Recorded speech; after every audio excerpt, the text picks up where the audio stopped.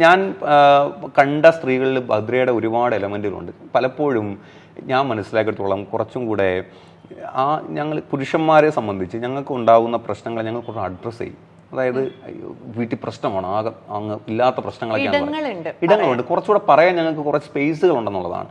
പക്ഷെ ഇവരുടെ സ്പേസ് എന്ന് പറയുന്നത് ഈ കുട്ടിയാവുക എന്ന് പറയുന്നതാണ് എൻ്റെ ഏറ്റവും വലിയ ഒരു ഗർഭം ധരിച്ച് കുട്ടി പ്രസവിച്ച് കഴിഞ്ഞാൽ പിന്നെ ഈ പറയുന്ന എത്രയൊക്കെ പ്രഷർ ബെൽറ്റ് ഉണ്ടായാലും ഈ കുട്ടി എന്ന് പറയുന്ന ഒരു ഒറ്റ ബിന്ദുവിൽ ഇങ്ങനെ കേന്ദ്രീകരിക്കും. കുഞ്ഞിൻ്റെ ഭാവി, കുഞ്ഞിൻ്റെ ഫ്യൂച്ചർ എന്നൊക്കെ പറയാം. ഇത് പറയുന്നുണ്ട്, പണ്ട് ഇങ്ങനെ പറയുന്നുണ്ട്. അതായത് ഒരു ഘട്ടം വരെ മാതാപിതാക്കളുടെ ശിക്ഷണത്തിലും അവരുടെ നിയന്ത്രണത്തിലും, അത് കഴിഞ്ഞാൽ ഭർത്താവിൻ്റെ നിയന്ത്രണത്തിലും, പിന്നീട് വയസ്സാകുമ്പോഴത്തേക്കും മക്കളുടെ നിയന്ത്രണത്തിലേക്കും ചേക്കേറി പോകുന്നൊരു വിഭാഗമായിട്ട് പലപ്പോഴും സ്ത്രീകൾ. ഇപ്പം സ്ത്രീപക്ഷം എന്നുള്ളതല്ല, നമ്മുടെ നാട്ടിലെ കുട്ടികൾ, ഇപ്പോഴത്തെ കുട്ടികൾ കുറച്ചുകൂടെ ആ രീതിയിൽ കുറച്ചുകൂടെ എന്താ പറയുന്നത്, കുറച്ചുകൂടെ വിദ്യാഭ്യാസം, ഈ ഒരു തരത്തിലുള്ള വിദ്യാഭ്യാസം, സാമൂഹ്യ വിദ്യാഭ്യാസം കുറച്ചും കൂടെ നന്നായിട്ട് ലഭിക്കുന്നതാണ് എനിക്ക് തോന്നിയിട്ടുള്ളത്.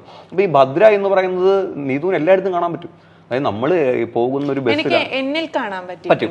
അതാണ് നമുക്ക് ഭദ്രയുടെ പൂർണ്ണമായിട്ടുള്ളതൊന്നല്ല, ഭദ്രയുടെ പല അംശങ്ങളിലും എല്ലാ സ്ത്രീകളിലും ഉണ്ടെന്ന് ഞാൻ വിശ്വസിക്കുന്നുണ്ട്.